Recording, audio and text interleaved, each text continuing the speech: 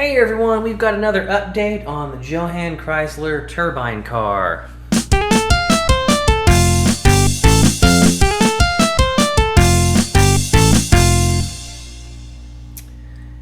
So we've made some progress here in the model factory on the Chrysler Turbine car. And I know it's been a few weeks since I've posted a video on this, but I have been doing some work and gotten quite a bit more done. So as you can see, the interior is basically finished. We're 90% there and everything, and then most of this will be put together as it goes into the car. As you can see, the dash and the door panels are not connected because it has the opening doors, and the dash actually connects into the body. It doesn't connect like a lot of them do, or it connects into the interior tub. It doesn't connect there, it actually connects into the body. So those will be going in as little separate sub-assemblies. Anyway, and then we have got some work done on the engine and the front suspension and cross member and bracing that goes in with the engine. So let's just start by taking a look at this interior. So the seats and any of the stuff that you see that is the bronze color, that is painted the same color as the exterior of the car, and that's how in the 1.1 this thing was done. The interior was the same color. The seats have a little bit of a clear coat on it, a very light coating of clear, just to kind of give them that vinyl appearance. We have our center console here.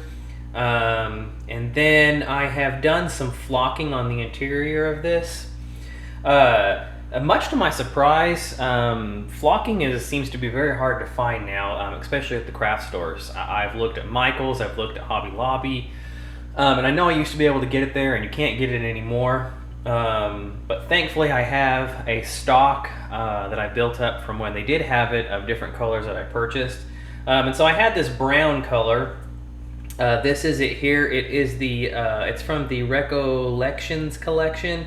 I believe this is from Michael's, and this is it's called Walnut, but it's like a brown flocking. And that is what I have used for the interior tub of this. So I did, underneath all of the seats in the floor pan, and then we have the back of the interior, or the trunk. It has got all the flocking. The spare tire cover has flocking on it.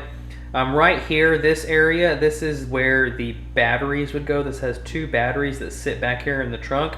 And this little piece right here, this is a cover, and I'll just show you where it sits. It sits right on top of the batteries. So to cover up the batteries, that has got flocking on top of it as well. We got the door panels done here. These, I used bare metal foil on the inside of these because it had a lot of this metal interior, and I wanted it to look pretty good. So we got bare metal foil in there.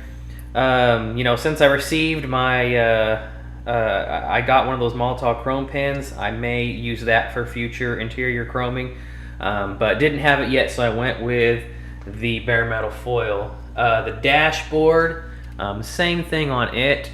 On the car, it had the same metal on the bottom, so that is all done with bare metal foil down there. And then we've got the dash here completed up. The gauges are in there. They're a chrome plastic gauge that slides in from the back, which I painted. You can't really see this in the video, but I painted it white, and then I kind of scratched off the areas where the raised lettering was, so the chrome would appear through there. And then I used, if you guys remember, I did a video where I showed you guys the liquid glass that you can get from Lasky Scale Specialities.